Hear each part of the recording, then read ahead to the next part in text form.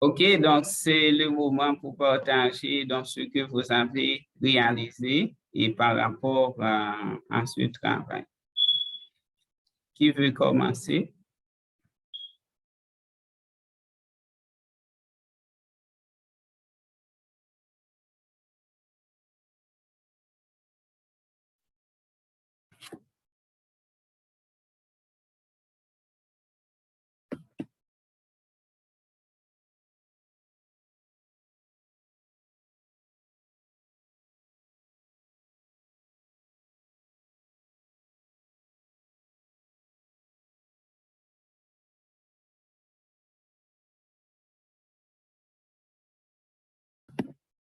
Vous n'avez pas réalisé le travail, donc sinon, donc on avance.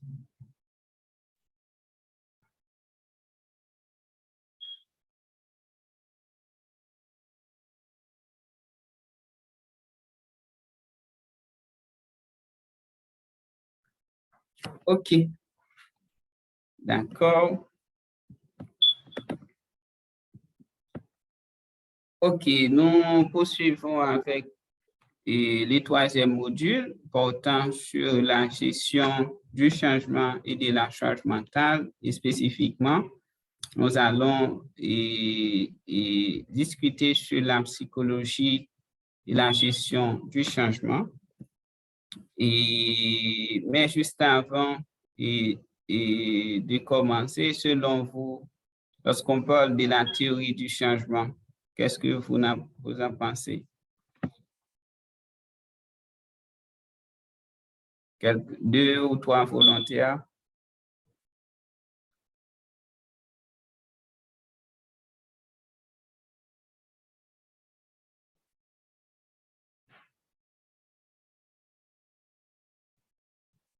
OK, Dorilas, vous avez la parole. Merci de m'avoir octroyé la parole.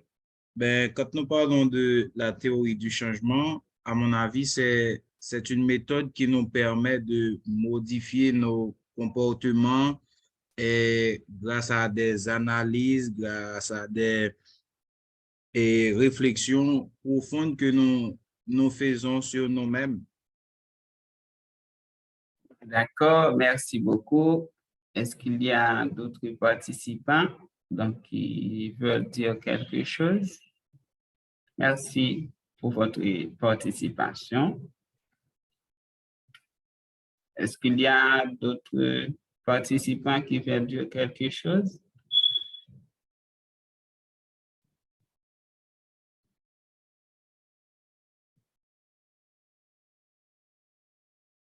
La formation, c'est pour vous, donc il faut en profiter. Je pourrais intervenir. Je peux intervenir. D'accord. Parler de théorie du changement, ça obéit à un mode, c'est passer d'un système, j'allais dire, non amélioré vers un système amélioré.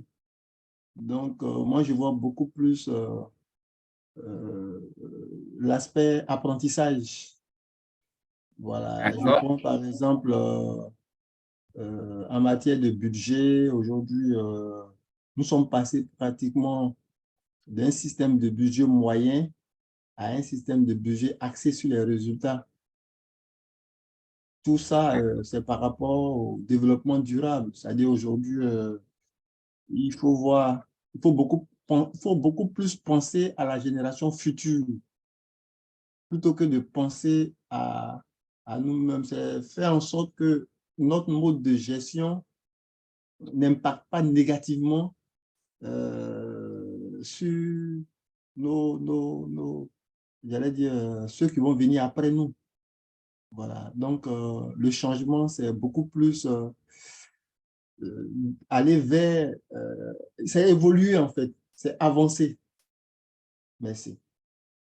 D'accord, merci beaucoup. Donc, est-ce qu'il y a une dernière intervention ensuite pour avancer?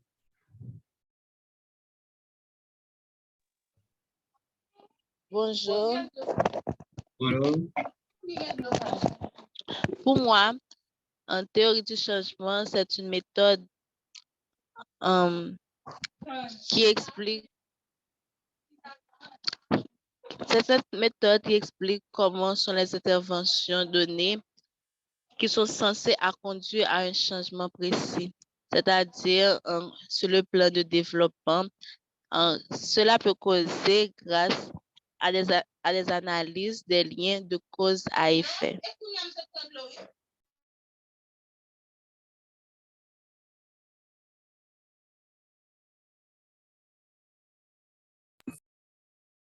Et merci beaucoup et pour votre participation.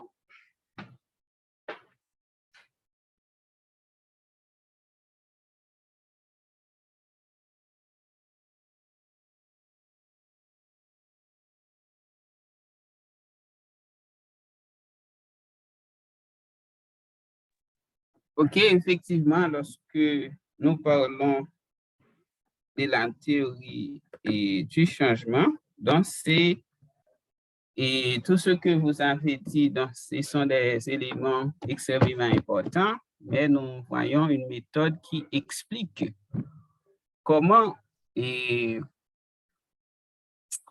devons coordonner nos interventions par rapport au processus de changement qui est encore devant nous et en mettant en place un plan de développement, OK, et fondé sur des éléments de preuve existants dans notre milieu.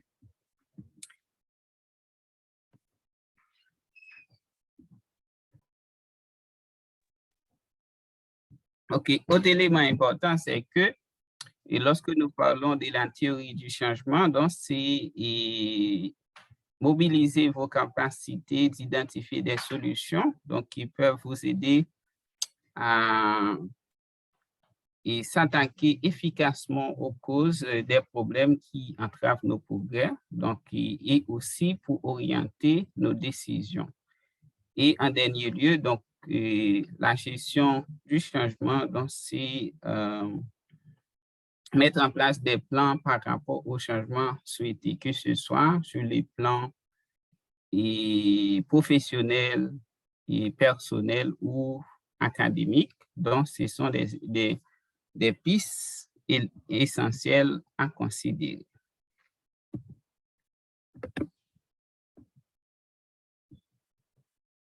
Pourquoi une théorie du changement? Donc, c'est pour répondre aux défis qui sont liés par rapport au développement. Donc, parce que généralement, les défis sont complexes et dépendent de nombreux facteurs. Et aussi, le changement permet de repenser les modes de fonctionnement de la société et aussi ça constitue, donc comme M. Fébi a souligné, un cadre d'apprentissage et en adoptant la théorie du changement, donc c'est une façon de procéder à des ajustements pour acquérir de nouvelles connaissances et avoir accès à de nouveaux enseignements. Et la gestion du changement, donc la théorie du changement, donc c'est un élément important aussi pour éclairer nos décisions.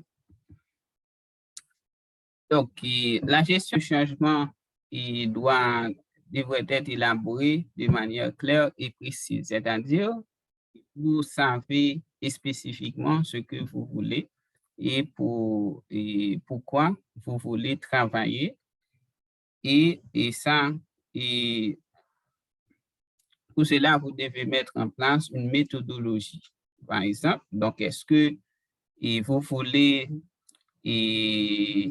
appuyer sur l'apprentissage, l'amélioration, par exemple, ou la mise en place des programmes ou des plans de développement personnel et professionnel. Tout ça, c'est par exemple par rapport aux nouvelles exigences, soit du marché du travail ou et du secteur dans lequel vous évoluez. Donc, il y a une certaine démarche à suivre. D'abord, il faut cibler les axes du changement. Par exemple, est-ce que ces changements dans votre famille, dans votre vie universitaire ou professionnelle, est-ce que ces changements du point de vue social, donc vous évoluez par exemple dans les secteurs de l'éducation, mais vous avez constaté certains problèmes donc, et pour lesquels vous voulez intervenir. Donc, ça, ce sont des axes, c'est une première étape. Deuxièmement, donc, il faut analyser les changements. Donc, c'est-à-dire, et dans le cadre de cette formation, puisque nous parlons du développement personnel, donc, il faut faire une analyse SWOT et personnelle, c'est-à-dire quelles sont vos forces et qu'est-ce qui constitue vos forces, qu'est-ce qui constitue, par exemple, vos faiblesses, et aussi par rapport à vos talents, vos qualités, vos compétences, etc. Donc, qu'est-ce qui constitue pour vous et des opportunités et dans les milieux dans lesquels vous évoluez. Et par exemple, donc, qu'est-ce qui constitue des menaces pour vous, donc pour atteindre vos objectifs personnels ou professionnels. Troisièmement, donc, c'est déterminer les conditions de réussite. OK? Donc, il faut mettre en place un plan de développement donc, pour que le changement visé soit produit. Et quatrième étape, donc, c'est votre capacité d'établir et d'expliquer les principales attentes, c'est-à-dire quels sont vos objectifs principaux et quels sont les risques qui y sont associés et qui peuvent affecter votre plan d'action. Et cinquièmement, donc, c'est définir des stratégies de mise en œuvre de votre plan d'action et des mécanismes d'évaluation et de suivi.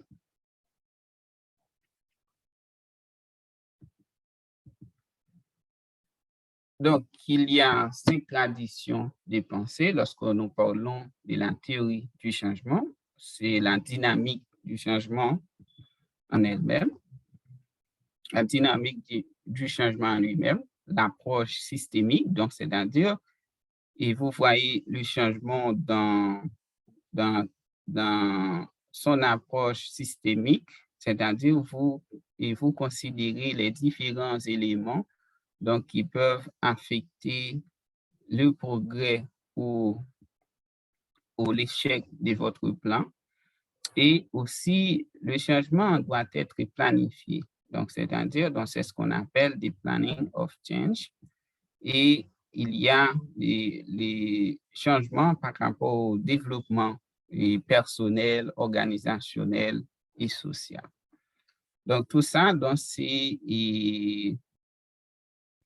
c'est pour vous aider à mieux cadrer votre plan d'action et votre plan de gestion du changement par rapport à ces différentes approches.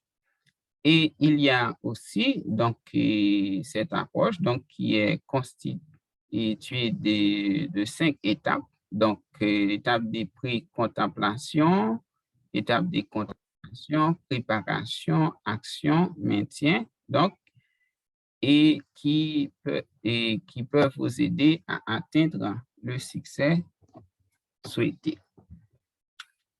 Donc, ce modèle donc, est constitué de 5 stades. Donc, c'est le modèle trans-théorique.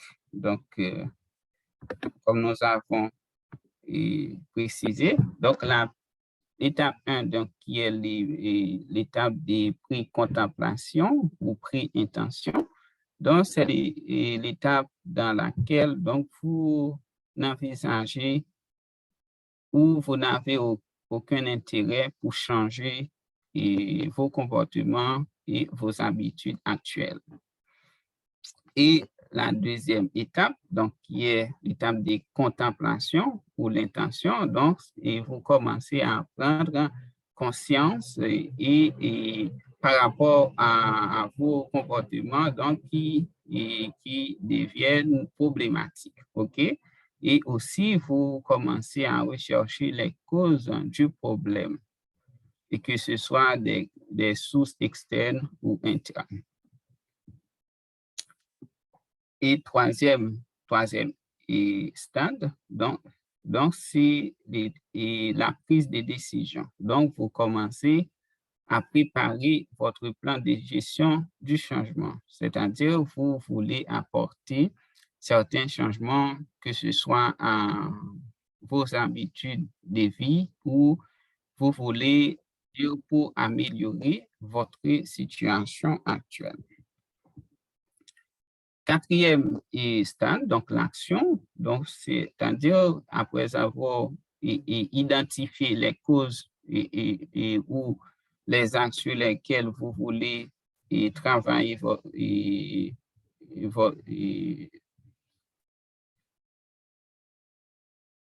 après avoir ciblé les axes sur lesquels vous voulez travailler, donc vous mettez en place un plan d'action. Donc, c'est-à-dire, vous allez mettre en place des mécanismes pour modifier votre comportement, vos habitudes et l'environnement dans lequel vous évoluez. Donc, vous commencez à identifier donc, et qu'est-ce qui pose problème et vous commencez aussi à développer un sentiment de fierté et reconnaître aussi vos accomplissements. Et cinquième et dernier stade, donc c'est le maintien ou les stades de consolidation. Donc, c'est la période de stabilité ou de consolidation des changements. C'est-à-dire, à ce stade, vous êtes capable d'adopter des changements souhaités et vous commencez à atteindre le succès et souhaité au début de votre plan d'action. Maintenant, nous arrivons à cette petite activité donc, que vous pouvez échanger donc, par rapport à ce que nous venons de dire. Donc, comment est-ce que vous réagissez personnellement face au changement? Et deuxièmement, donc, quelles sont vos principales difficultés lorsque vous planifiez ou vous voulez implanter un changement ou quels sont les aspects de la gestion du changement qui vous causent plus de soucis. Et troisièmement, donc, quelles sont les retombées positives du développement de vos habiletés en matière de gestion du changement, que ce soit dans votre vie personnelle, dans votre carrière, ou pour votre équipe ou organisation. Donc, c'est votre temps maintenant de partager dans ce que vous pensez, soit de ces trois questions, d'une d'entre elles ou de deux d'entre elles. D'accord? Donc, maintenant, c'est votre moment.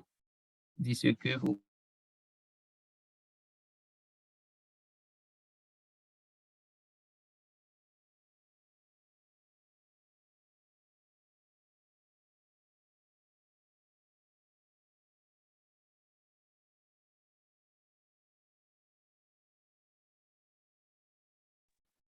Vous êtes là? Oui, nous sommes là. OK. Je voudrais intervenir. D'accord, vous avez la parole. Par rapport à la première question, la première problématique. Et puis après, aborder aussi dans la seconde. Comment est-ce que je réagis personnellement face au changement? Pour ma part, la réaction d'un individu face au changement est fonction est fonction de ceux qui l'entourent, de ceux qui l'entourent. Je vais dire que si je sais exactement d'où je viens, je peux savoir où je vais. Donc, pour moi, face au changement, je peux réagir négativement comme positivement. Je réagis négativement si je ne sais pas d'où je viens. Je prends un exemple, je suis dans un environnement où j'ai une hiérarchie. Et ma hiérarchie souhaite qu'on fasse un changement. Mais si ma hiérarchie ne me dit pas exactement pourquoi on doit changer, qu'est-ce que le changement va apporter, et donc il y a une notion de responsabilité.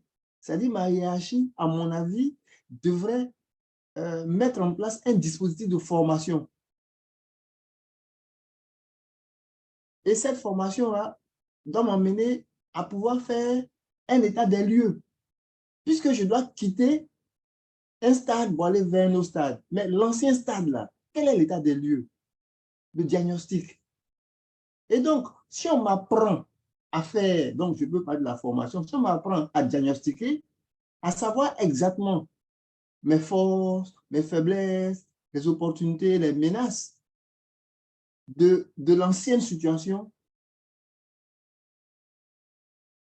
je peux de là aller identifier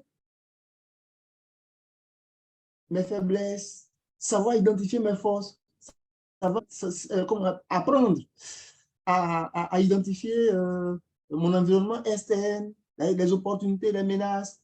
De là, je vais pouvoir savoir exactement que, ah, c'est parce que j'ai telle faiblesse, telle faiblesse, telle faiblesse, qu'en corrigeant les faiblesses, en les transformant en force, voilà là où je vais aller. Et donc, le fait de savoir ça déjà me permet de me fixer ou de fixer des objectifs par rapport à cet environnement-là. Et une fois que les objectifs sont fixés, je vais pouvoir mettre en place une stratégie pour savoir exactement comment quitter l'ancien stade pour aller vers le nouveau stade. Donc, pour moi, la réaction personnelle face à un changement, si j'ai une hiérarchie, va dépendre de ma hiérarchie. Voilà un peu ce que je voulais dire par rapport à cette première question. D'accord, merci beaucoup. Est-ce qu'il y a d'autres participants donc, qui veulent dire quelque chose par rapport à cette activité?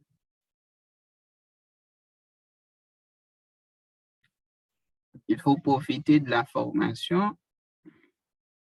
OK, Jacques Benson. Bonjour à tous.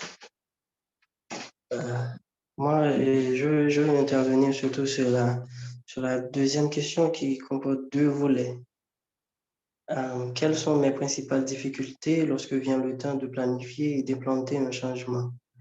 Quel aspect de la gestion du changement me cause le plus de soucis? Mes principales difficultés, surtout lorsque vient le temps de planifier ou d'implanter un changement, c'est surtout mon entourage et qui va susciter aussi au deuxième volet de cette question. Si la gestion de mon changement, c'est de manière positive et négative.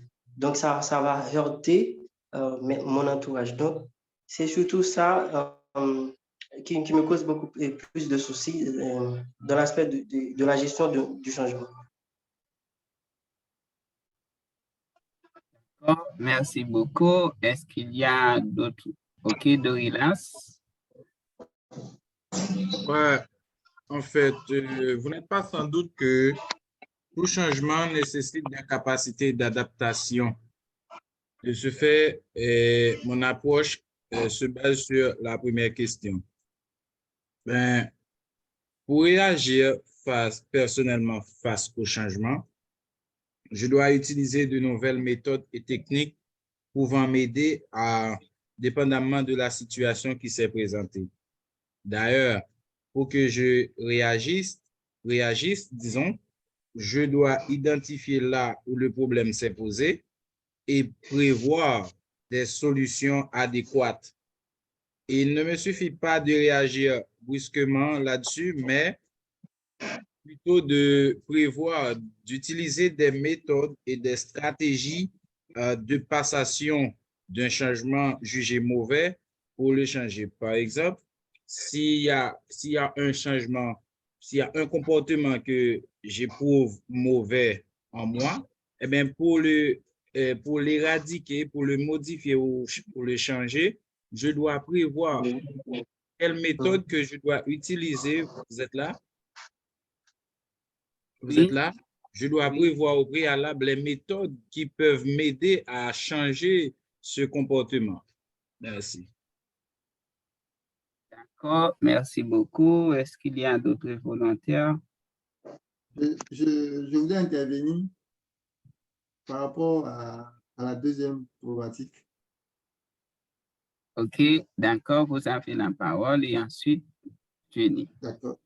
Quelles sont mes principales difficultés lorsque vient le temps de planifier et d'implanter un changement dans les aspects de la gestion du changement me cause le plus de soucis? En fait, les principales difficultés lorsque vient le temps de planifier et de planifier d'abord. Planifier, pour moi, suppose de connaître exactement l'avenir. Mais pour connaître l'avenir, je le fais avec qui? C'est-à-dire, quelles sont les parties prenantes? Donc, pour moi, toute planification, quand vient le temps de planifier, la mise en place d'un cadre de planification obéit à l'identification des parties prenantes. Et les parties prenantes, une fois que on a identifié tous les acteurs, celui qui est porteur du projet, pour moi, c'est le leader. Donc, le leader doit pouvoir d'abord donner un titre au projet. Parce que la difficulté vient quand on veut mener des actions, quand on veut dérouler un projet dans le temps, hein, et que on ne sait pas exactement qui fait quoi, quand, comment. Donc, de là va germer des difficultés. Et puis, si on ne prévoit pas aussi, j'allais dire, les crises, c'est-à-dire quand une crise va survenir, comment on va régler la crise? C'est en cela que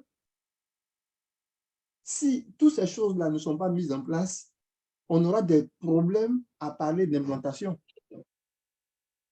Voilà un peu ce que je voulais dire par rapport à la deuxième problématique. D'accord. Merci beaucoup. Jenny, vous avez la parole.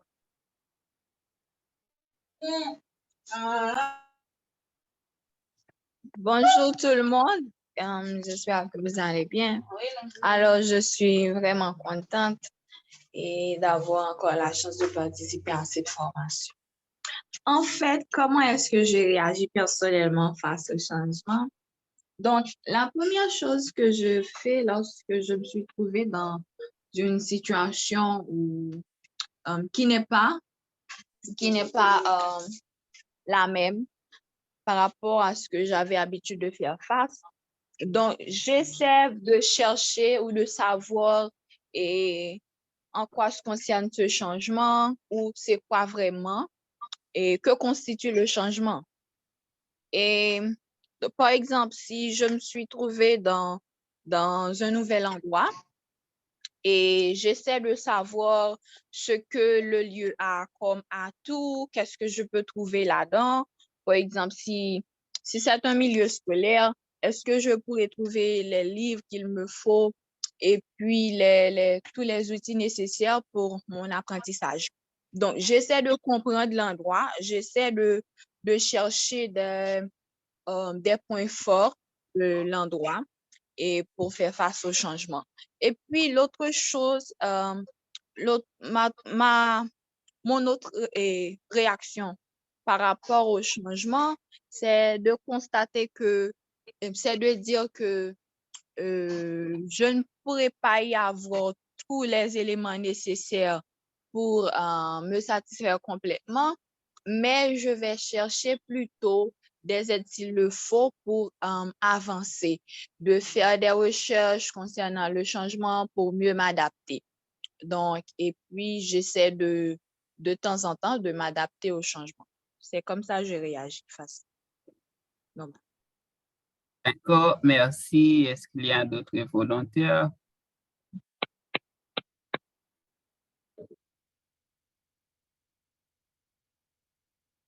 Pour la troisième question, vous avez réagi sur la première, la deuxième. La troisième question, par exemple, est-ce que Madame Ferret voulait dire quelque chose? Oui, bonjour tout le monde. Bonjour. Je voulais réagir face à la première question.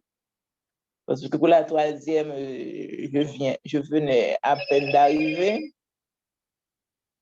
Moi, généralement, quand j'ai quelque chose en face de moi que je veux changer, je ne laisse pas m'influencer tout à fait par rapport à mon environnement. Ça dépend de la chose. Ensuite, j'essaie d'identifier ce que je veux changer, mes forces, mes faiblesses, quel comportement adopter face à cette chose-là, ou du moins à ce problème-là. Qu'est-ce que je veux changer? Identifier mes forces, mes faiblesses. Qu'est-ce que je veux changer? Quel type de méthode adopter par rapport au temps? Comment je réagis face à mon environnement? Voilà. Ça, c'est mon point de vue. D'accord, merci beaucoup pour votre participation. Je voudrais intervenir sur la troisième problématique. D'accord, vous avez la parole. Je pense que la troisième question, on peut tirer profit de la troisième question si on a su exactement apporter des solutions à la première question et à la deuxième question. Vous voyez, la première question, il y a la notion d'outils.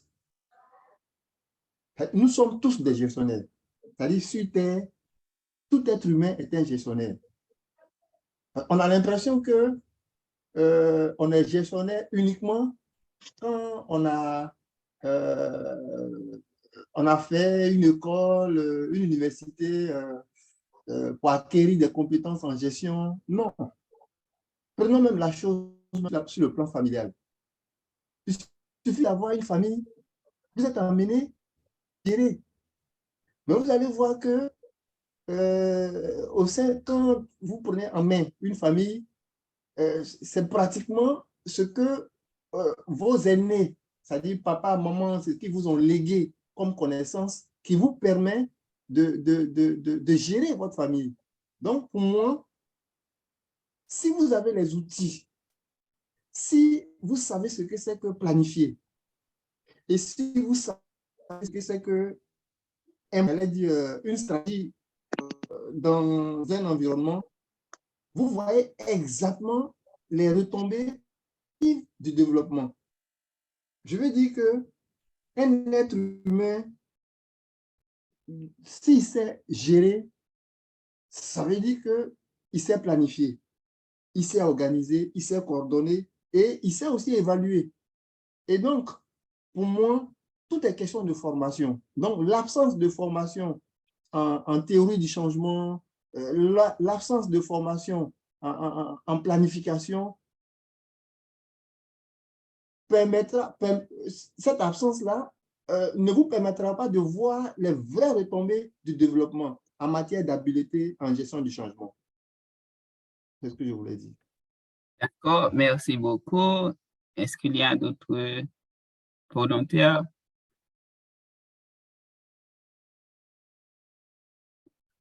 OK, maintenant, d'après ce que vous avez dit, est-ce qu'il y a 2 ou 3 volontaires donc, qui veulent partager dans ce que cette activité leur apporte?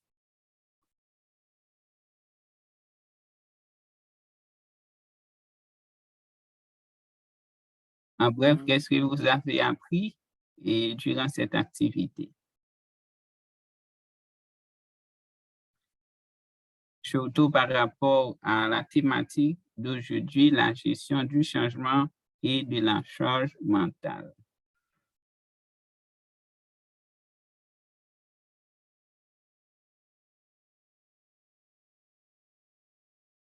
Personne? OK. Il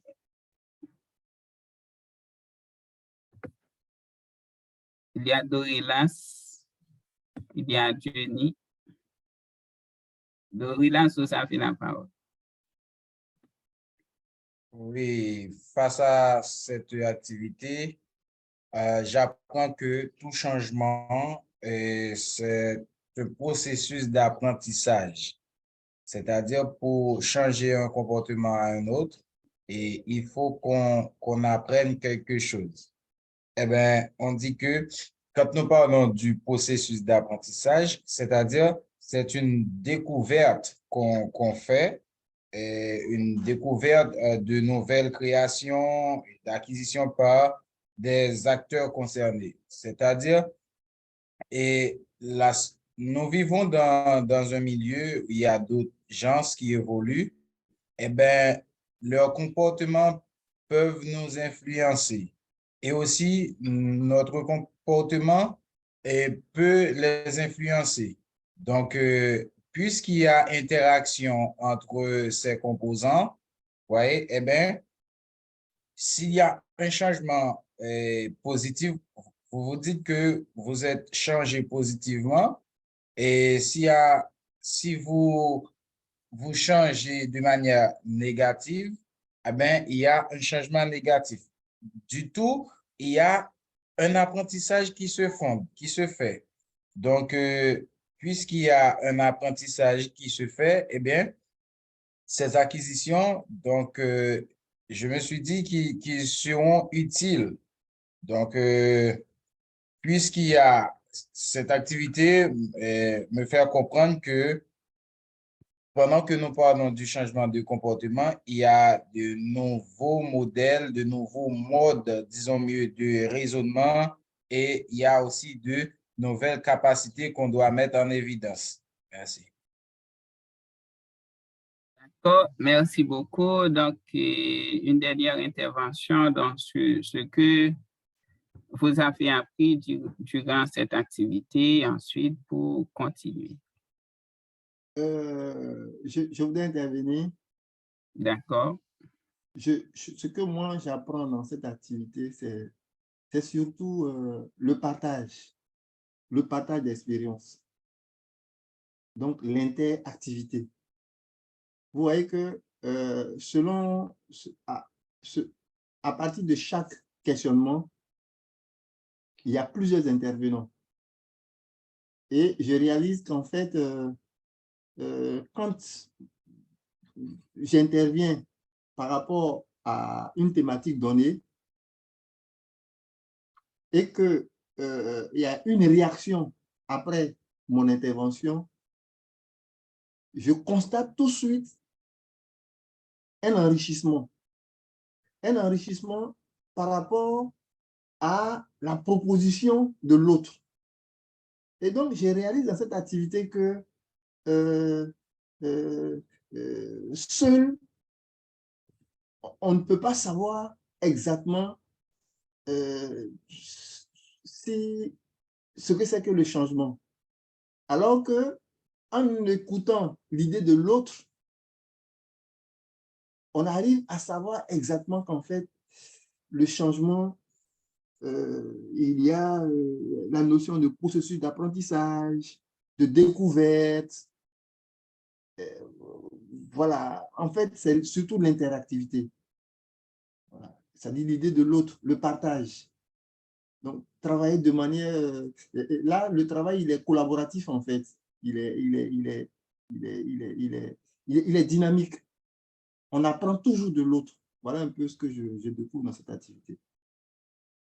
D'accord, merci beaucoup pour votre intervention. Donc, vos interventions étaient très enrichissantes et je pense que c'est à partir de cette dynamique que vous pouvez réellement cerner la problématique du changement. Par exemple, par rapport à la première question, donc c'est une problématique complexe. Donc, lorsque on vous demande de partager comment vous avez réagi personnellement face au changement, donc et par rapport à vos interventions, nous pouvons dire que les changements donc, peuvent s'effectuer dans divers contextes, que ce soit un contexte académique. Par exemple, vous étiez à l'école secondaire, mais vous avez été admis à l'université. Ça, c'est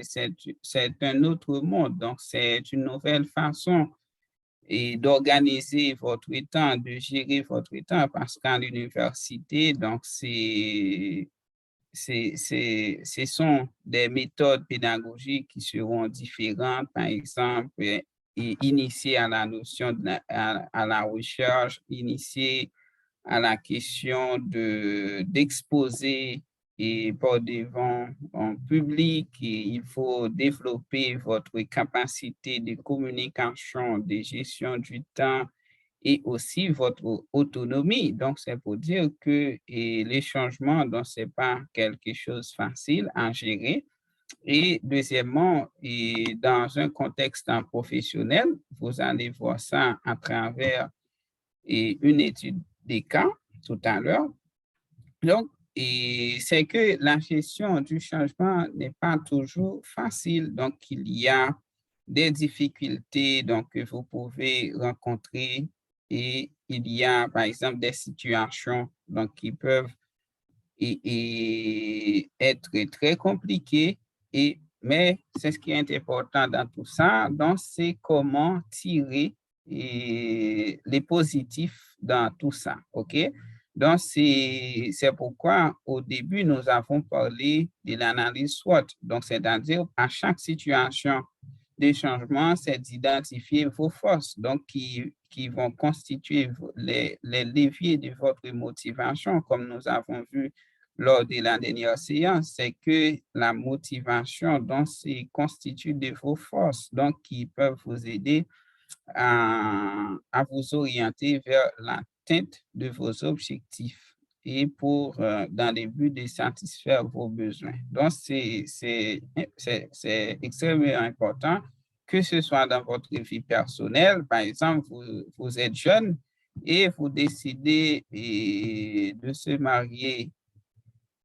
Et donc, ça, c'est un autre monde. Donc, comment et par quel mécanisme allez-vous procéder quel mécanisme vous allez mettre en place pour gérer ce changement? Parce que au début, donc, vous étiez avec vos frères et sœurs, vos parents, et vous n'avez pas, il y a des soucis que vous n'avez pas auparavant, mais lorsque vous prenez cette décision, donc comment il faut penser aux défis. Donc, c'est pourquoi au début, nous avons souligné que les changements donc, est constitué des défis et ces défis relèvent de nombreux facteurs. Donc, c'est ce qui est important. Donc, c'est comment identifier ces facteurs, identifier les causes du changement et mettre en place des plans efficaces pour pouvoir planifier et implémenter le changement. Donc, que ce soit vous obtenez une promotion dans le cadre de votre travail et vous étiez admis à une classe supérieure, etc., etc. Donc, tout ça, ce sont des éléments importants qu'il faut prendre en compte. Donc, par rapport à tout ça, donc, il faut mettre en place des stratégies de développement. Donc, pour mieux gérer le changement. Tout d'abord, il faut déterminer ce que vous avez besoin comme changement et aussi élaborer, évoluer en mode projet, c'est-à-dire vous savez réellement ce que vous voulez mettre en place comme processus de changement. Donc, comme nous avons vu précédemment, c'est d'abord cibler les axes du changement, analyser les changements que vous voulez apporter, déterminer les conditions de réussite et établir et expliciter les principales attentes, c'est-à-dire vos objectifs et les risques qui sont associés, mettre en œuvre votre plan d'action et aussi mettre en place des mécanismes de suivi et d'évaluation pour suivre les progrès de votre action. Et deuxième stratégie, donc, c'est d'avoir une vision claire de la situation recherchée. C'est-à-dire, est-ce que votre plan de gestion des changements s'inscrit dans un contexte professionnel, académique, social, etc. Donc, c'est-à-dire, donc, ça, c'est un élément important. Et aussi, donc, il faut exercer du leadership pour promouvoir les changements. C'est-à-dire, vous avez souligné précédemment qu'à travers l'activité, à travers les partages d'expériences, donc vous avez eu une compréhension beaucoup plus globale de la gestion du changement. Donc, c'est ça. Donc, dans un contexte en VICA, donc c'est-à-dire un environnement volatile, incertain, complexe et ambigu. Donc, comment, par exemple, aboutir à un changement, ce n'est pas quelque chose de facile. Et en effectuant ou en élaborant votre plan de gestion du changement, il faut prioriser la dimension humaine, c'est-à-dire qui sont les acteurs, comme vous avez souligné, quelles sont les parties prenantes de ce plan de gestion de changement. OK? Vous voulez construire un foyer, donc c'est-à-dire vous étiez jeune, donc vous arrivez à un certain moment, vous voulez construire votre propre foyer. Mais est-ce que vous avez assez d'éléments donc, qui peuvent vous aider à mieux s'adapter? Et deuxième élément important, donc, c'est que qui sont vos collaborateurs et quel devrait être le rôle de ces collaborateurs dans la mise en œuvre de votre plan de gestion des changements. Donc, pour cela, donc, il faut mettre en place des mécanismes et de transparence, c'est-à-dire vos collaborateurs sont bien informés donc, de ce que vous voulez accomplir et les rôles ont été bien explicités dans votre plan de gestion des changements. Par exemple, vous êtes superviseur et vous voulez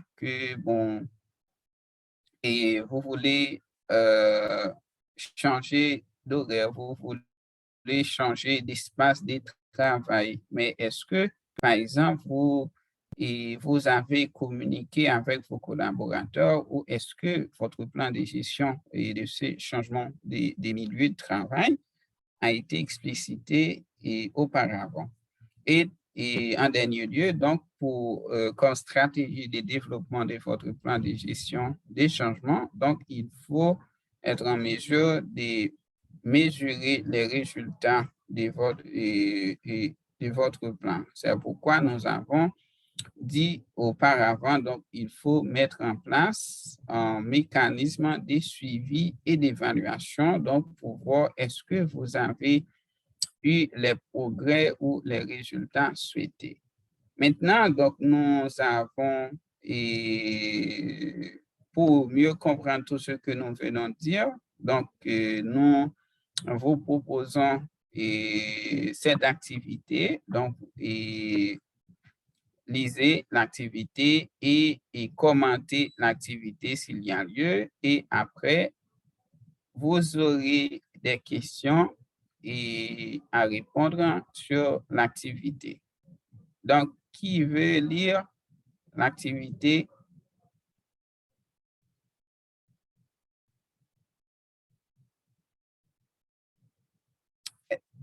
Je peux lire? Oui, d'accord. OK. Donc, je fais la lecture. Patricia est analyste d'affaires au siège social d'une entreprise manufacturière. Elle agit comme interface entre le secteur du développement informatique et les services qui ont besoin de nouvelles applications technologiques pour leurs opérations courantes. La procédure pour évaluer et prioriser les projets a subi un énorme changement dernièrement. Désormais, Patricia doit faire ses recommandations en se basant sur la valeur ajoutée des projets d'un point de vue financier.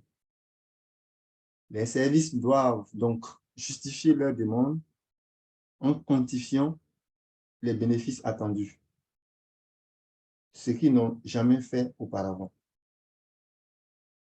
La résistance au changement de Patricia. Patricia est très réfractaire à cette nouvelle structure d'analyse des projets. Ce changement lui occasionne beaucoup de stress dans ses relations avec les divers services de l'organisation et elle a le sentiment d'être moins rapide et efficace dans son travail. Elle affiche une attitude défaitiste et elle s'exprime moins qu'avant dans les réunions. Merci.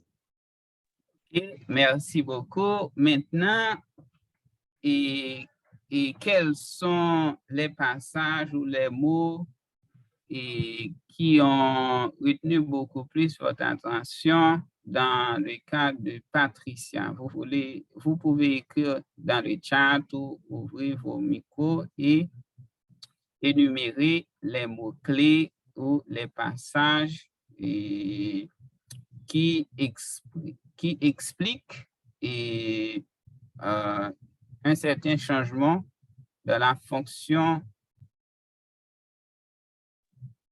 et dans la fonction de Patricia en tant qu'analyste d'affaires.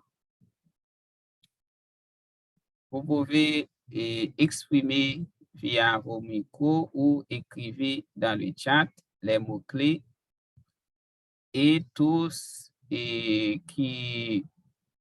tous les éléments qui sont en rapport avec le champ lexical du changement. Qui veut essayer?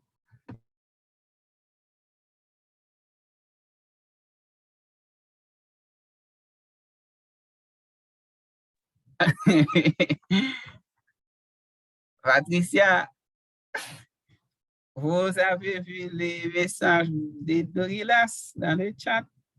Patricia?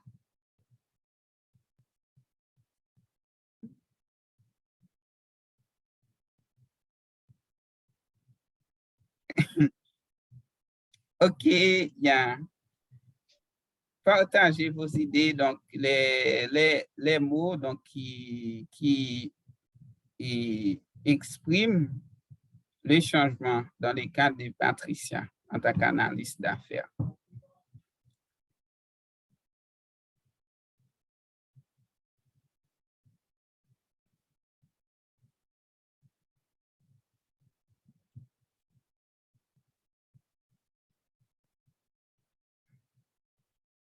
Allez-y, allez-y, il faut gérer les temps. Donc,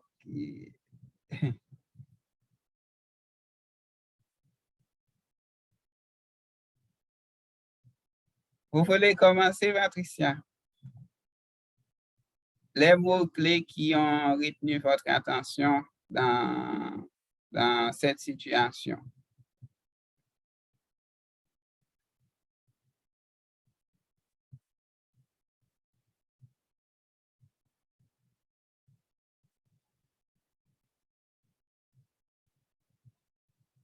Il y a d'autres participants, Dorila, Céphébi, Fleurette, Benson, Castra, etc. D'accord. Je voulais réagir. Oui. D'abord, les mots-clés. J'ai une liste de mots-clés à proposer. Procédure, valeur ajoutée, financier, justifié, bénéfice attendu et résistance. OK, merci beaucoup. Est-ce qu'il y a d'autres volontaires? Donc, pour répondre aux questions, donc, il faut saisir l'essence de la situation. Donc, c'est pourquoi nous vous proposons d'identifier d'abord tous les mots qui sont en rapport avec le champ lexical du changement. Dorilas. Et les mots qui ont rapport au champ lexical du changement, je peux dire les bénéfices qui n'ont jamais fait auparavant, eh bien, les services doivent donc justifier leur demande en quantifiant les bénéfices. Eh bien, les bénéfices qui seront faits, disons, eh bien, ça a rapport au changement. Et donc, il y a encore l'application de nouvelles technologies. Et donc, ça a rapport aussi au changement. Donc,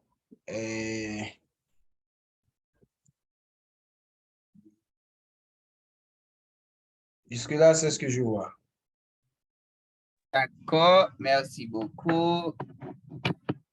Est-ce qu'il y a d'autres volontaires?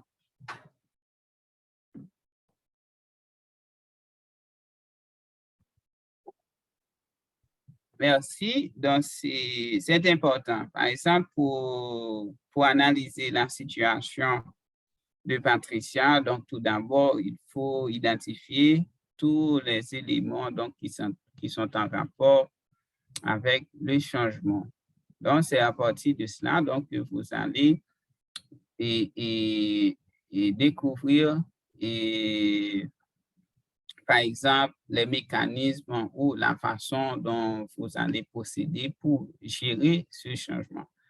D'abord, donc, vous avez vu, donc, à part des mots que vous avez évoqués, il y a l'application, nouvelle application technologique, il y a, par exemple, évaluer, prioriser, il y a, par exemple, réfractaire, nouvelle structure, et occasionne de stress. Patricia ne parle plus dans les réunions qu'auparavant.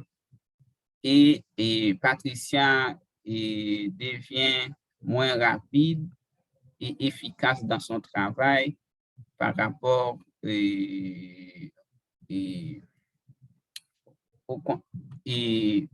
par rapport à son implication auparavant dans le travail, etc. Donc, OK? Exactement. Yeah. Donc, c'est ça. Donc,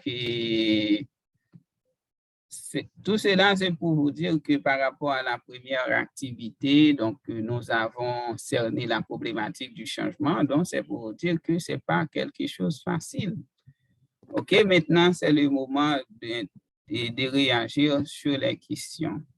OK, d'après vous, quelles sont les dimensions du changement actuel de Patricia? Donc, c'est-à-dire, et vous pouvez identifier les dimensions du changement dans divers et sous divers angles, sa vie professionnelle, sa vie personnelle, et en termes de relations interpersonnelles, etc. Et deuxième question, quelles sont les attitudes de Patricia face au changement? Et troisième question, qu'est-ce qui pourrait vous faciliter les choses ou vous aider à adapter à la nouvelle situation, à une nouvelle situation le plus rapidement possible? C'est-à-dire, si vous étiez à la place de Patricia, comment allez-vous réagir? OK? Vous avez la parole. Vous voulez dire quelque chose et dites sur quelle question vous voulez intervenir. Donc, c'est à vous maintenant.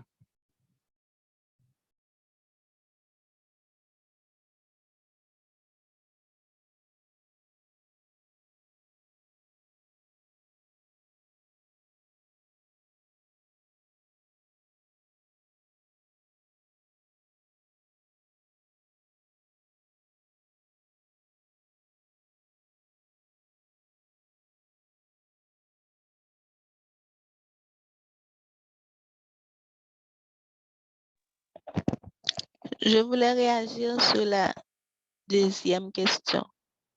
D'accord. Vous avez la parole.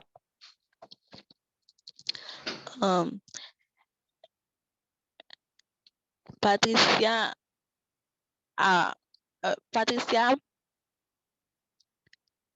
ne parle plus en public. Patricia est stressée. Je ne vois pas le texte. C'est ce que je retenu. Vous pouvez nous faire voir une autre fois le texte? C'est le même problème qui m'arrive. Je suis en train C'est ce que je mentionne dans le chat. Alors, s'il y a un moyen de partager le texte de d'un faire. côté et les Oui, questions de oui. notre côté, ça peut nous aider à réagir Ça beaucoup serait mieux. mieux. C'est vrai. Je suis en train d'agrandir pour lire. C'est pas facile.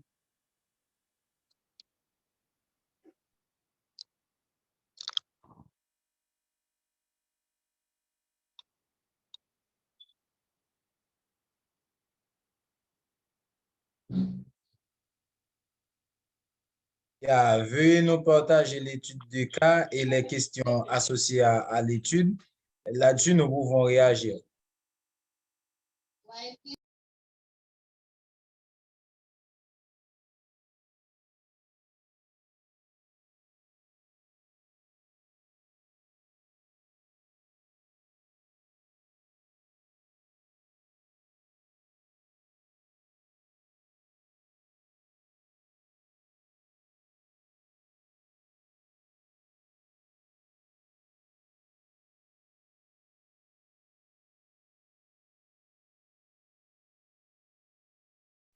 Les questions sont dans les chats. Vous voyez les questions?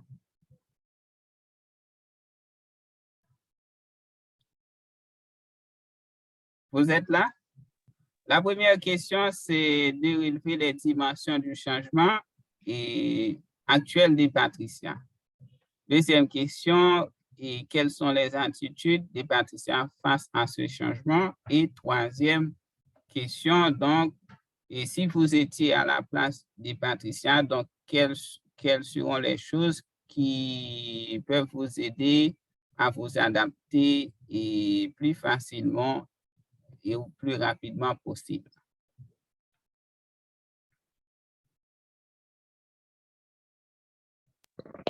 OK, je continue. D'accord. Patricia est stressée. Patricia est moins rapide et efficace dans son travail. Elle affiche une attitude défaitiste et elle exprime moins qu'auparavant dans les réunions.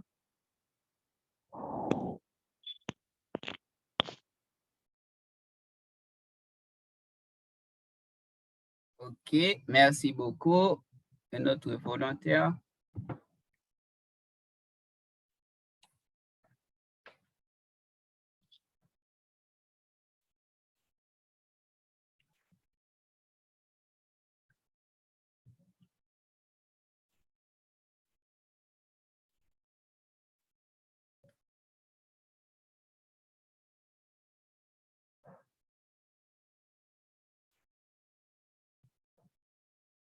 Allô?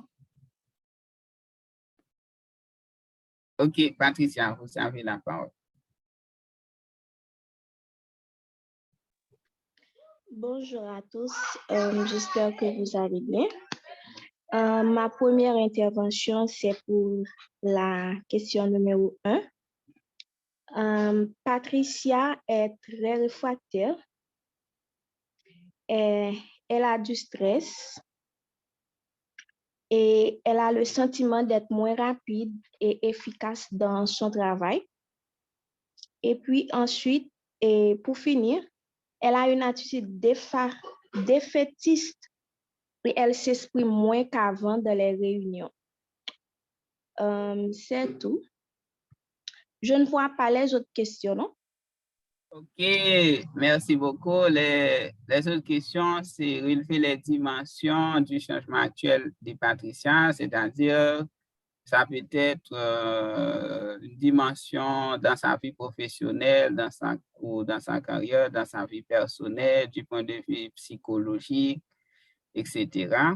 Et troisième question, et si vous étiez à la place de Patricia, donc quels seront les facteurs donc, qui peuvent vous aider à réagir plus rapidement et pour vous adapter plus rapidement possible?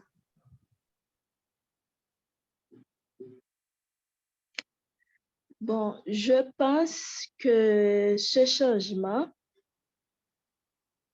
a affecté Patricia psychologiquement et même dans sa vie professionnelle. Et quoi d'autre?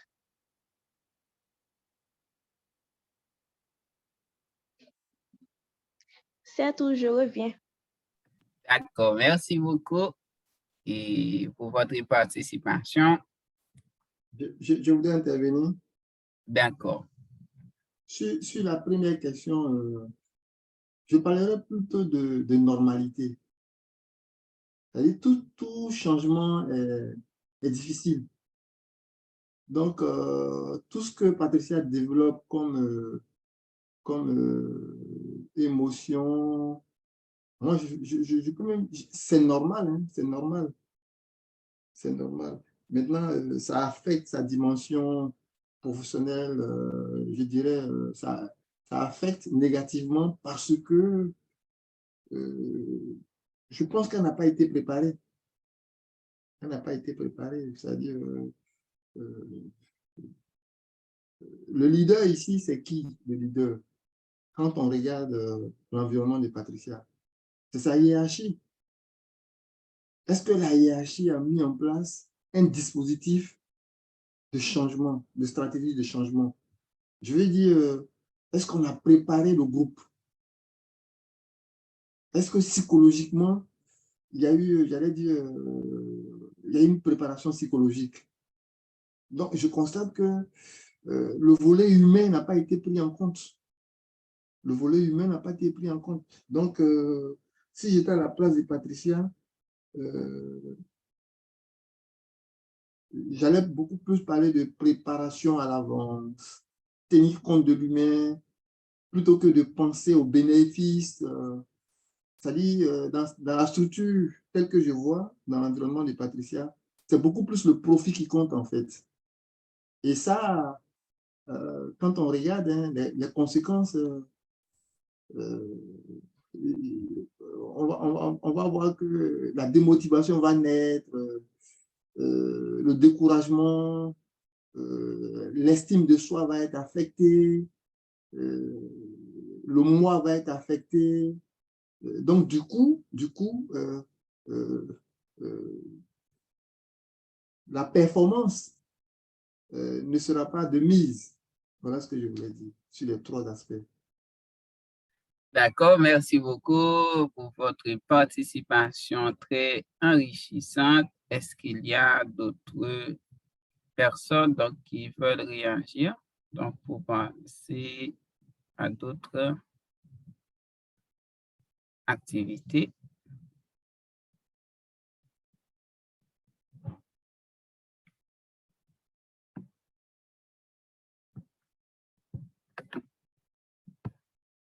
OK, est-ce qu'il y a d'autres personnes donc, qui veulent dire quelque chose?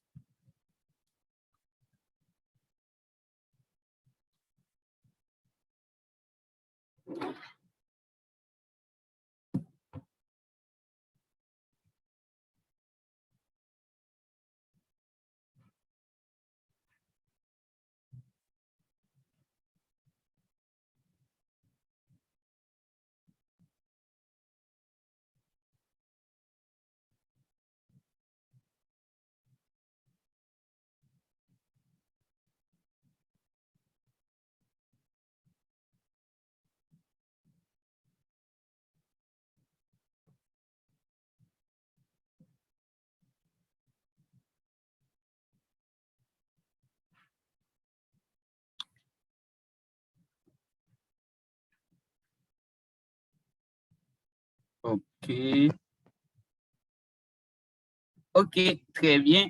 Et merci pour votre participation. Donc, effectivement, dans tout cela, c'est pour vous dire que gérer les changements n'est pas une chose facile. Nous allons voir. Donc, en termes d'éléments de synthèse, est-ce que vous voyez mon écran?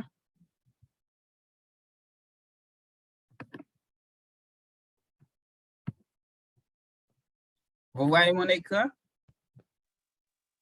Ça va mieux maintenant, merci. Oui, mais pas totalement. Ça va mieux maintenant. Merci. Vous voyez les fichiers Word?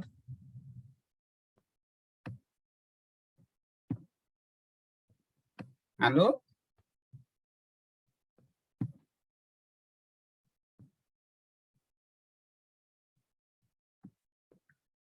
Vous voyez mon écran avec les fichiers Word maintenant? Oui, Ça va mieux, je merci. vois. OK, très bien. OK, premièrement, et par rapport à la situation précédente, voici les dimensions du changement. Donc, premièrement, la situation actuelle de Patricia. Deuxièmement, les niveaux de stress que ce changement lui apporte. Et troisièmement, troisième dimension, c'est l'investissement personnel que ce changement exige et la situation future de Patricia. Donc maintenant, nous allons voir la description de chaque dimension et quelques questions ou des pistes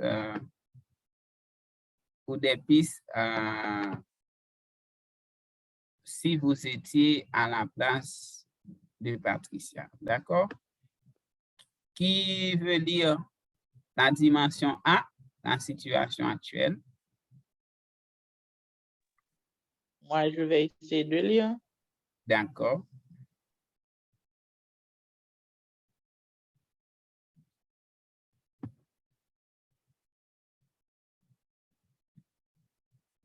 Oui, vous avez la parole.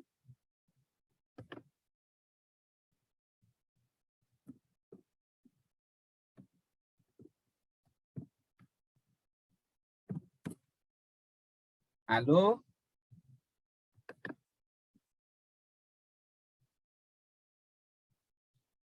La dimension A, qui veut lire? Je veux lire. Oui, on ne vous entend pas.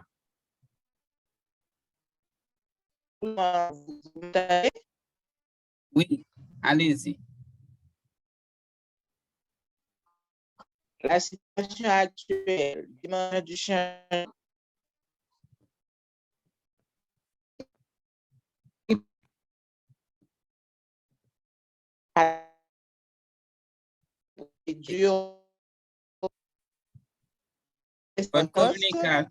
Votre communication ne passe pas trop bien, malheureusement. Ok, je voudrais lire. D'accord. Je voudrais lire.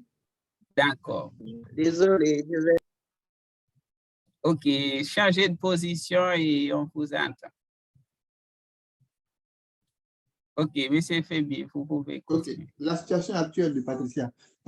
Patricia n'accepte pas le changement qui lui est imposé par les nouvelles procédures organisationnelles. Dans ces circonstances, la situation actuelle lui cause de l'insatisfaction et elle s'y sent très inconfortable. Elle aura intérêt à identifier précisément les aspects qui lui déplaisent, car cela l'amènera à reconnaître que certains autres aspects qui ne lui posent pas ailleurs, pas de problème. Je relis, hein, elle aura intérêt à identifier précisément les aspects qui lui déplaisent, car cela l'amènera à reconnaître que certains autres aspects ne lui posent pas de problème. Piste de réflexion à la place de Patricia. Dans la situation actuelle, qu'est-ce qui ne te convient pas? 1. 2. Y a-t-il des éléments qui ne te dérangent pas? Lesquels? Voilà un peu la lecture. OK, très bien. Donc, ça, par rapport à la situation actuelle de Patricia, donc, Patricia pourrait posséder une nouvelle façon de voir les choses. Donc, selon sa situation actuelle, par exemple, et malgré les changements lui a été imposé, mais elle n'a pas pris le temps d'identifier d'autres aspects donc, qui importants, donc d'autres aspects du changement, par exemple, et une nouvelle promotion, par exemple, et essayer des nouvelles stratégies technologiques, etc. Donc, ça pourrait être des facteurs ou des éléments que Patricia pourrait considérer dans ces changements. Autre élément important, c'est que face au changement et par rapport à cela, donc il est plus facile d'accepter les changements si vous êtes ou si vous avez été impliqué dans les processus. Parce que Patricia n'acceptait pas les changements, c'est parce que c'était une imposition donc qui lui cause l'insatisfaction et elle se sent très inconfortable. D'accord? Donc, ce sont des éléments importants donc, à prendre en considération. Donc, pour vous, donc, comme piste de réflexion, donc, c'est penser à ces éléments parce que c'est comme ça on peut vraiment gérer les changements. D'accord? On passe à la deuxième dimension, le niveau de stress.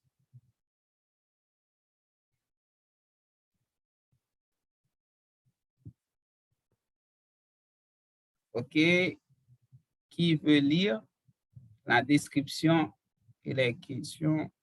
Je peux. Oui. Patricia vit un stress important qui s'accompagne d'un sentiment d'incompétence à l'égard des nouvelles façons de faire. À titre d'analyste d'affaires, elle est aussi confrontée à la vive insatisfaction des usagers et elle est ambivalente quant à l'attitude à adopter envers eux.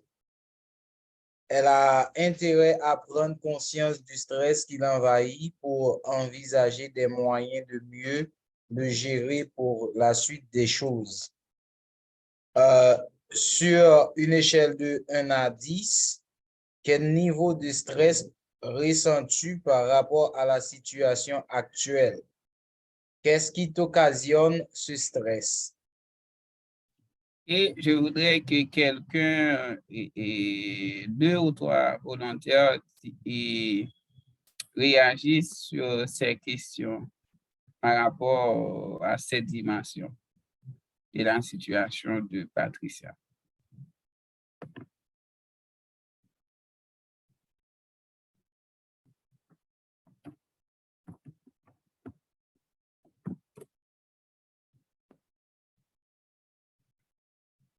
OK. Selon vous, quel est le niveau de stress de Patricia dans sa situation actuelle sur une échelle de 1 à 10?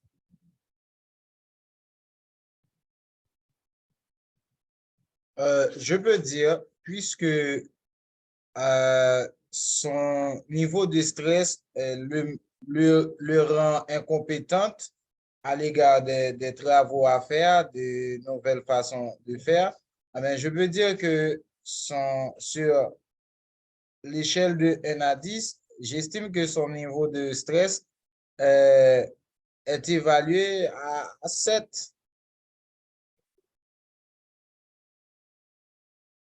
D'accord, merci beaucoup. Une autre intervention?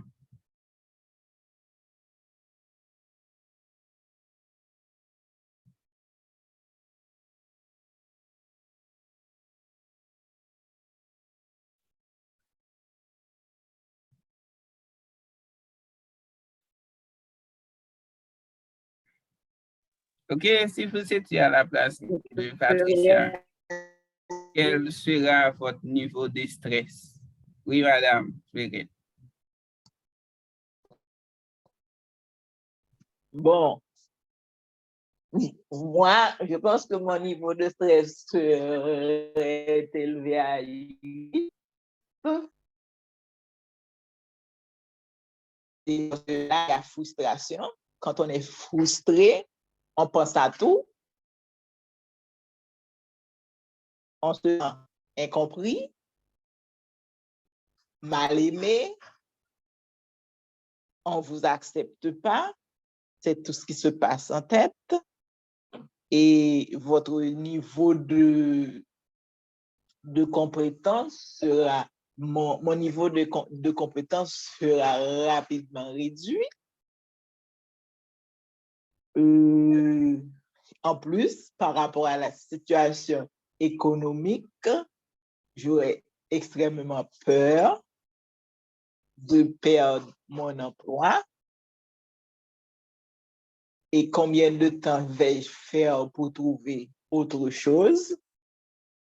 Je pourrais même commencer à m'engager aux quêtes de nouvel emploi. D'accord, super. Est-ce qu'il y a... Je voudrais intervenir. D'accord. Moi, je vois deux aspects pour qualifier le niveau de stress. Prenons l'aspect interne, c'est-à-dire l'estime de soi et la confiance en soi de Patricia, qui est entachée. Et donc, on voit que les usagers en interne ne sont pas satisfaits. Quand on parle d'usagers en interne, on voit ceux avec qui on collabore sur le plan fonctionnel et sa hiérarchie. Donc, il y a une insatisfaction. Et quand on regarde aussi sur le plan externe, le fait de ne pas être à la hauteur, ça va forcément avoir une conséquence sur la productivité, c'est-à-dire sur l'aspect chiffre d'affaires. Et donc, du coup, son stress, moi, je qualifierais de ce stress-là de très élevé. Très élevé, donc je prends 9, entre 9 et 10, pour dire que j'ai signé un contrat de travail qui, logiquement, devrait m'amener à bien faire le travail. Et voilà que ce changement-là m'amène à avoir des difficultés avec ma hiérarchie et avec ceux-là même pour qui j'ai été nommé, puisque je joue un peu le rôle d'intermédiaire, donc je n'arrive plus à être efficace, ce qui justifie un peu cette notation de 9, entre 9 et 10. Très bien, donc et merci pour votre intervention. Donc, c'est pour vous dire que la gestion du changement n'est pas une chose facile. Donc, ça occasionne beaucoup de stress. Donc, dans le cas de Patricia, par exemple, donc en accédant à ce nouveau poste ou ce nouvel aspect de sa fonction. Donc, ça peut générer un sentiment de manque de compétences par rapport à ce changement. Et comme Madame Fleurette l'a souligné, donc si vous ressentez ce sentiment, donc vous lancez dans la recherche de nouveaux emplois. Donc, nous avons vu dans la pyramide de Maslow, donc la sécurité à l'emploi, donc c'est un élément fondamental. Donc, sinon, donc ça va générer beaucoup plus de stress et aussi nous avons vu que l'insatisfaction des usagers et par rapport à la performance des Patricia donc, est problématique. Donc, tout ça, donc, tout ça augmente le niveau de stress des Patricia et par conséquent, donc, ça va influer sur sa santé mentale. Donc, nous allons voir tout ça dans la deuxième partie, donc portant sur la gestion de la charge mentale. D'accord? OK, et vous avez souligné également un élément important, c'est en termes d'investissement personnel. Et est-ce que auparavant et par rapport à la situation actuelle, est-ce que, par exemple, ça ne va pas efforcer Patricia à faire des efforts ou à prendre des nouvelles compétences par rapport à ce changement, ou du moins, est-ce que, par exemple, avec la nouvelle procédure, est-ce que ça n'a pas de conséquences sur l'orientation des carrières ou des Patricia dans l'avenir, ou du moins, vous avez constaté que Patricia s'implique de moins en moins dans les activités comme auparavant. Donc, l'intention, son intention, c'est plus ou moins de s'adapter dans les prochaines semaines, mais ça demande beaucoup d'efforts.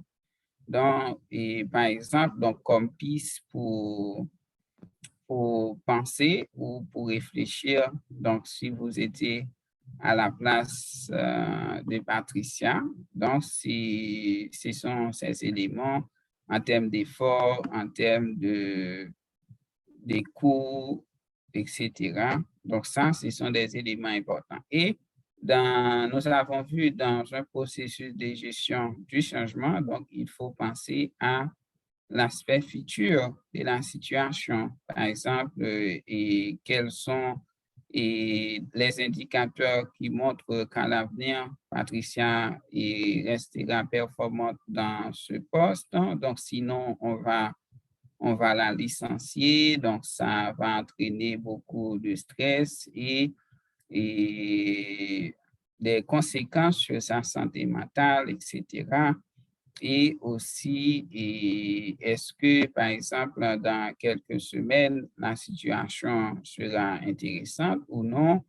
OK, donc si vous étiez à la place de Patricia, donc quelles seront les choses donc, qui peuvent vous aider à vous adapter plus rapidement dans cette situation? Donc, peut-être que vous avez déjà fait face à cette situation, que ce soit dans votre vie familiale, professionnelle ou académique, mais l'important, c'est de prendre le temps d'analyser la situation et comme nous avons vu précédemment, et faire une analyse SWOT de la situation et accentuer beaucoup plus sur les forces et les opportunités que vous avez identifiées dans la situation et mettre en place un plan d'action pour combler vos faiblesses et mettre en place des mécanismes pour diminuer les menaces. D'accord? Merci beaucoup pour votre participation. On continue. Et comme nous avons fait tout à l'heure, qu'est-ce que vous avez appris de plus par rapport à cette activité? Vous avez la parole. Vous voyez mon écran maintenant?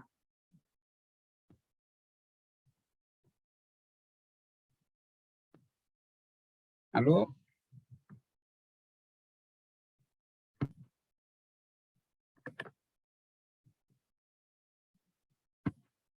Allô? Oui, on est là, prof. Je n'ai pas bien compris la question. La question. OK. Maintenant, c'est qu'est-ce que vous avez appris de cette activité dans la situation de Patricia?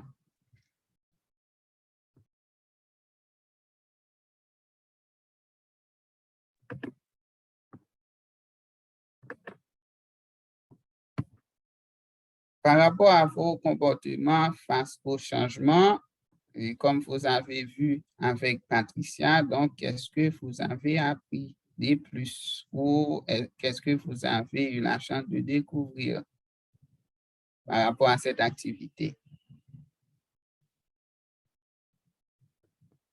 Vous avez la parole. Vous souhaitez parler? Oui, vous pouvez parler. OK. En fait, ce que moi j'ai appris, le changement de paradigme n'est pas facile. Et dans une entreprise, il y a 3 niveaux. Hein. Il y a le niveau de ceux qui pensent la stratégie. Il y a le niveau de ceux qui vont mettre en œuvre le plan qui va découler de la stratégie. Et il y a ceux-là même qui, j'allais dire, vont vraiment appliquer l'aspect opérationnel. Et quand on prend le cas de Patricia, elle n'est pas au niveau macro, elle n'est pas au niveau méso aussi, mais elle est au niveau micro. Je veux dire que à ce stade-là, le salarié ne peut que, pour moi, il ne doit pas résister. Et s'il ne doit pas résister, ce que j'apprends ici, je constate que Patricia résiste par le manque de préparation. Quand je parle de manque de préparation, je veux dire que le niveau, la hiérarchie n'a pas préparé Patricia au changement. Pour moi, il y a eu un peu des étapes qui ont été sautées, de sorte que quand cette nouvelle procédure arrive, Patricia n'arrive pas à s'adapter. Et donc, ce que je constate, si le salarié n'arrive pas à s'adapter, le stress va augmenter. Le stress va affecter son efficacité interne. Et cela va découler aussi sur l'efficacité externe. Et donc, du coup, ce que je peux retirer ici comme leçon, pour moi, c'est toujours la formation. La formation. L'absence de formation relève tous les effets qu'on observe au niveau de Patricia va être une absence de préparation, une absence de formation. Donc, la hiérarchie n'a pas joué son rôle, en fait. Parce que D'accord, merci beaucoup. Est-ce qu'il y a deux autres volontaires donc pour avancer.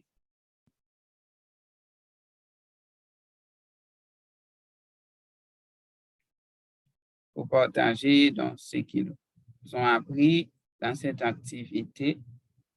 Sinon, on va continuer.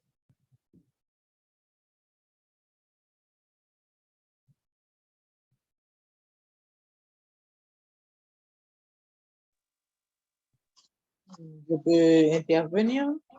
Oui. Bon, dans cette activité, j'ai appris le concept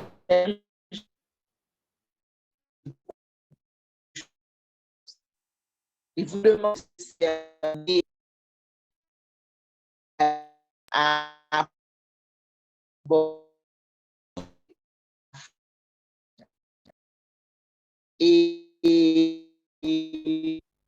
On n'entend pas bien. Malheureusement, votre communication ne passe pas trop bien. Essayez de changer de position. Au début, c'était bon. J'ai changé de position. Je vais essayer maintenant, de ça parler plus fort pour voir. J'ai appris à mieux cerner. Dans cette activité, j'ai dit que j'ai appris à mieux cerner ce concept qui est le changement. Et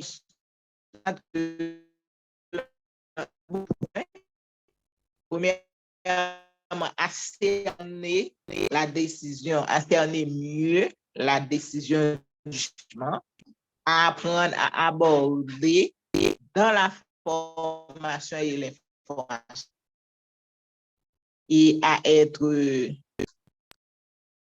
ça demande beaucoup plus de dynamisme parce que un changement, c'est on va prendre une décision, mais c'est vrai, des fois, il y a des changements qui sont improvisés.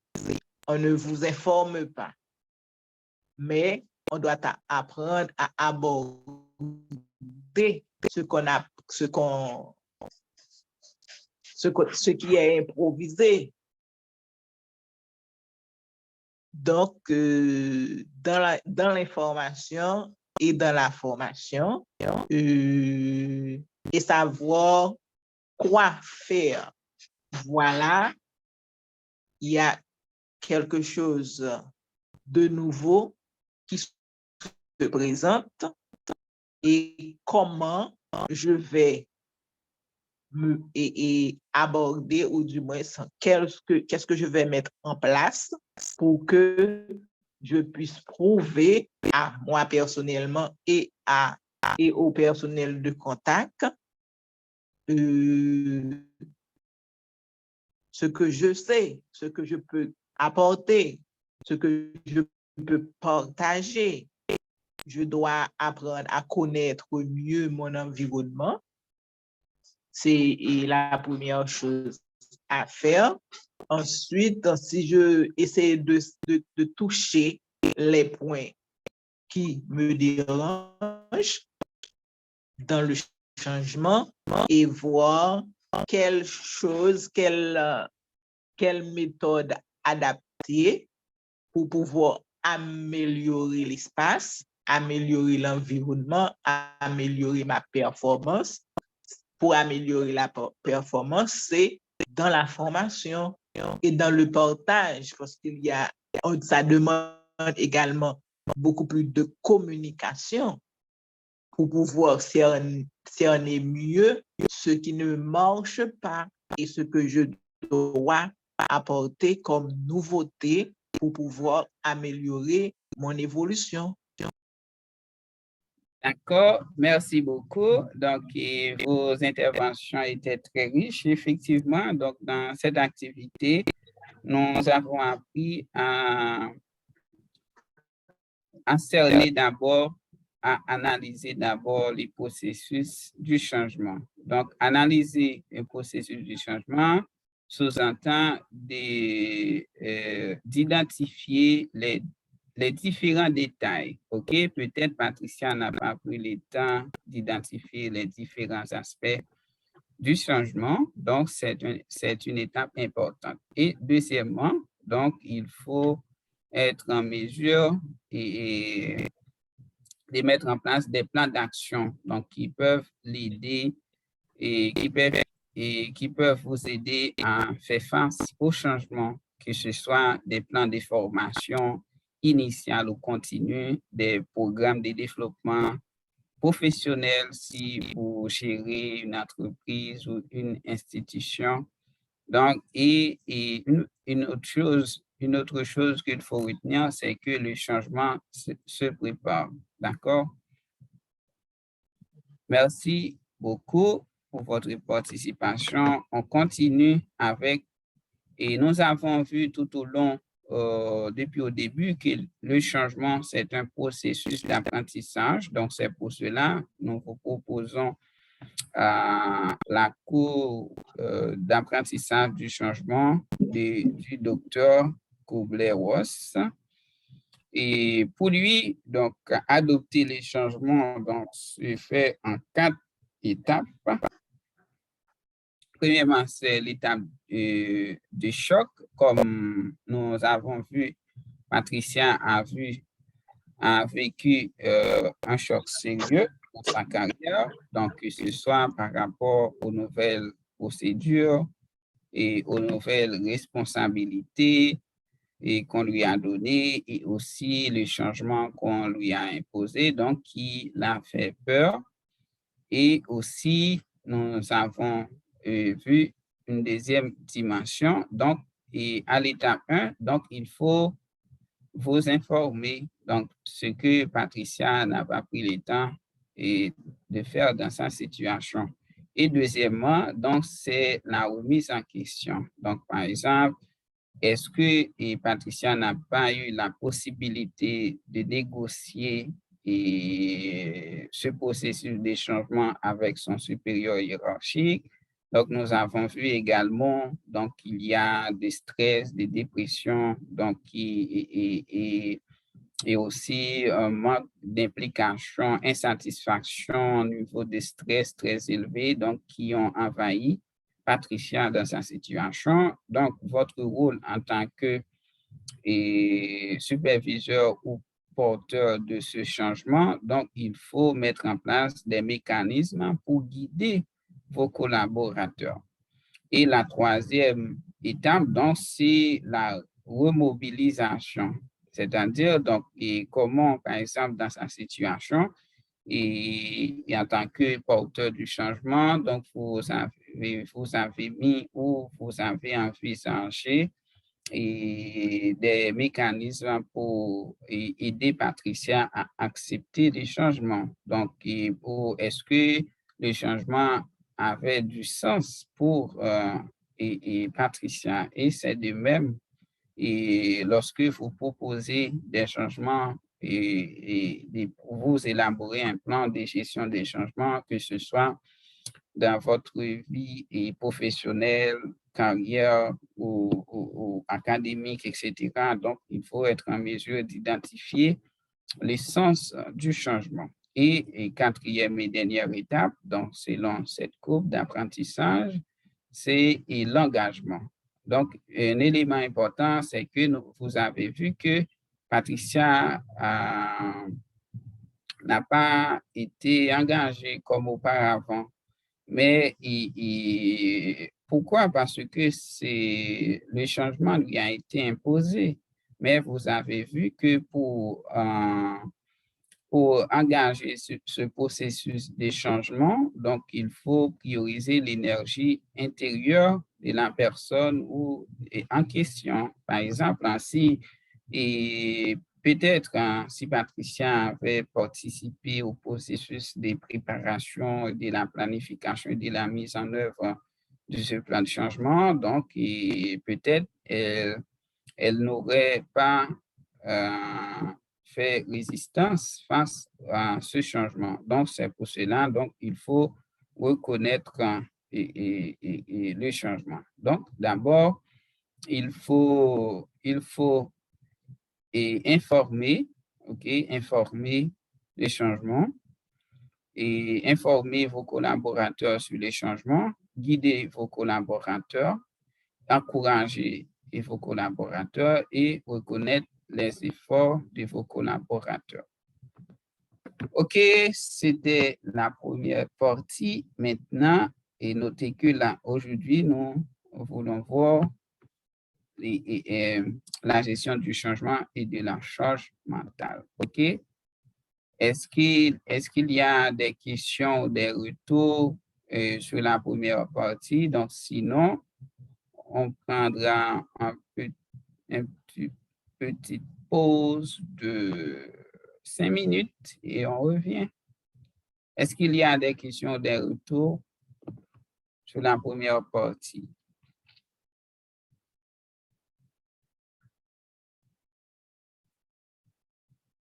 Je voudrais poser une question. Oui.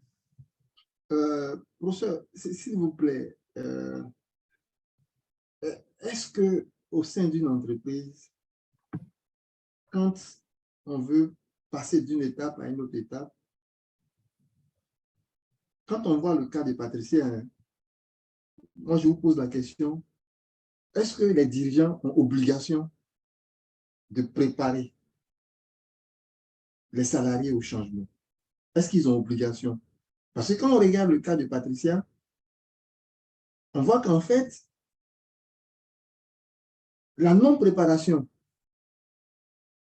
peut entraîner, j'allais dire, des burn-out, hein, un turnover élevé. Donc, la question que je vous pose, un bon dirigeant, un bon leader, qu'est-ce qu'il fait? Puisqu'on parle de leadership et autres, c'est-à-dire, face au changement, quel va être le comportement d'un bon leader? Quel va être le comportement d'un mauvais leader? Merci. Donc, les processus de la gestion du changement, c'est un processus complexe. Et l'important dans tout ça, donc, c'est de cibler oui, je suis là. Vous m'entendez?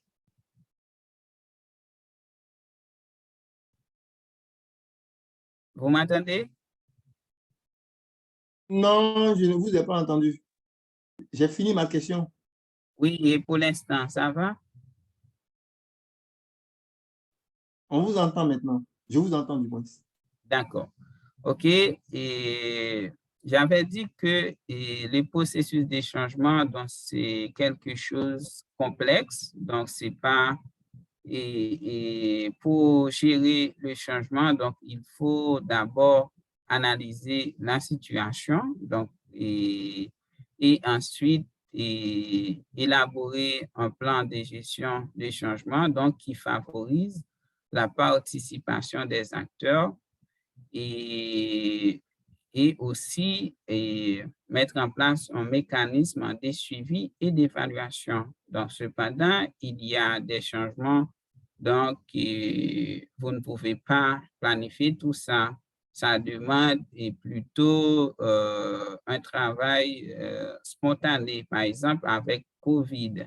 Avec COVID, donc si vous étiez, par exemple, dirigeant d'école, dirigeant d'une entreprise, etc. Donc, vous n'avez pas eu le temps de mettre en œuvre toutes les étapes ou tous les stades de la gestion du changement, mais c'est pour cela qu'il est important de développer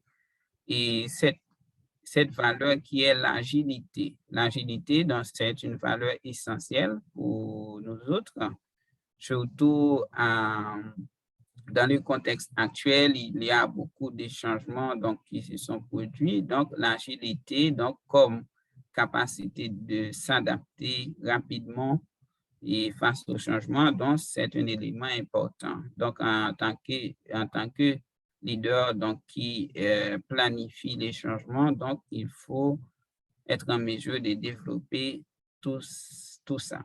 D'accord?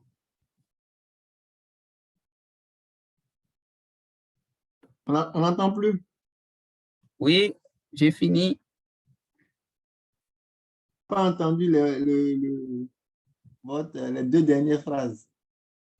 Ah, ok. Je disais que et en tant que leader, donc qui évolue dans le contexte actuel, il est nécessaire de développer ses capacités comme l'agilité qui est et votre capacité de vous adapter rapidement face au changement.